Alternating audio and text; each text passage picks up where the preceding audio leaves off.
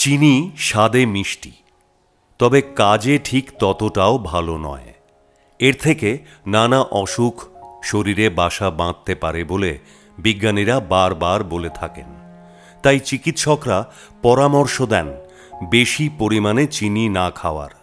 সেক্ষেত্রে খাবার হোক বা পানীয় আপনি চিনি কম মেশান। এছাড়া মাথায় রাখতে হবে যে চিনি কিন্তু শরীরে কোলেস্টেরল বাড়ায়। এই কারণে আপনার হার্টের আর্টারিতে জমে ফ্যাট, তার থেকে হতে পারে হার্টের রোগ।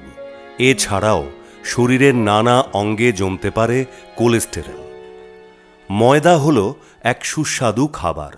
এই খাবারটি মানুষ খুব খেয়ে থাকেন। আটা থেকে ভুসি একেবারে বের করে দিয়ে ময়দা তৈরি করা হয়।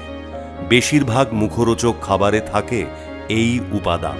তবে মনে রাখবেন, এই খাবার কিন্তু ভালো নয়। এর মধ্যে দানা শস্যের কোনো গুণ থাকে না, এমনকি মানুষের ওজন বাড়িয়ে দিতে পারে। এছাড়া টাইপ 2 ডায়াবেটিস থাকলে এই জিনিস খাওয়া যাবে না। এই খাদ্য বাড়াতে পারে সুগার। এছাড়া কোষ্ঠকাঠিন্য, পেট খারাপ হওয়ার মতো সমস্যা দেখা দিতে পারে ময়দা খেলে। বেকিং সোডা হলো সোডিয়াম বাইকার্বনেট। খাবারকে স্পঞ্জের মতো তুলতুলে করতে চাইলে মেশানো হয় এই জিনিস।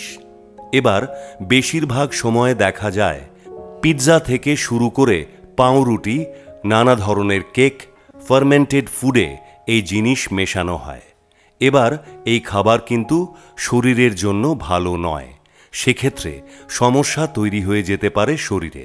এমনকি পেট ফাঁপা থেকে শুরু করে পেট ভরে থাকার মতো লক্ষণ দেখা যায়। এক্ষেত্রে মাথায় রাখার বিষয় হল, ওজন বৃদ্ধি পেতে পারে এই খাবার নিয়মিত খেলে। তাই প্রতিটি মানুষকে এই খাবারগুলি নিয়ে সতর্ক হতে বলা হয়।